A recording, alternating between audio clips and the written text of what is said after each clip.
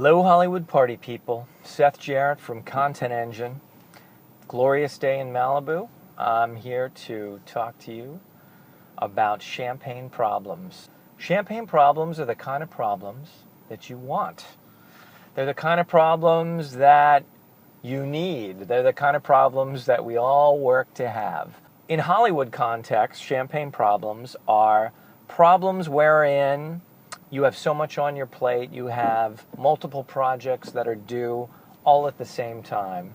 That's a champagne problem.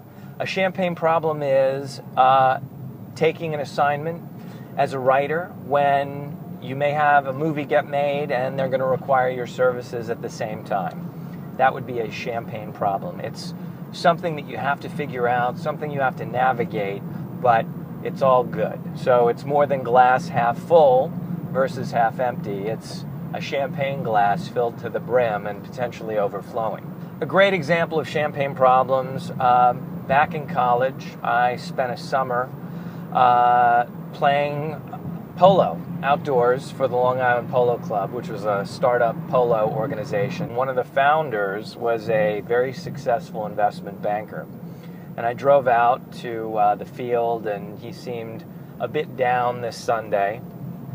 And I asked him, I said, Barry, what's wrong? You seem like you've got the weight of the world on your shoulders. And he's like, I had a really rough week.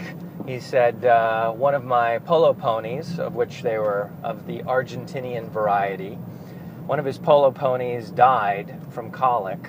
And he said, and my convertible Bentley, which I was driving down the street, the engine caught on fire, and so I had to deal with that. And I laughed, and I said, well, Barry, those are definitely problems that one would want to have. So that's a perfect example of champagne problems. When your Bentley catches on fire and one of a string of Argentinian polo ponies dies.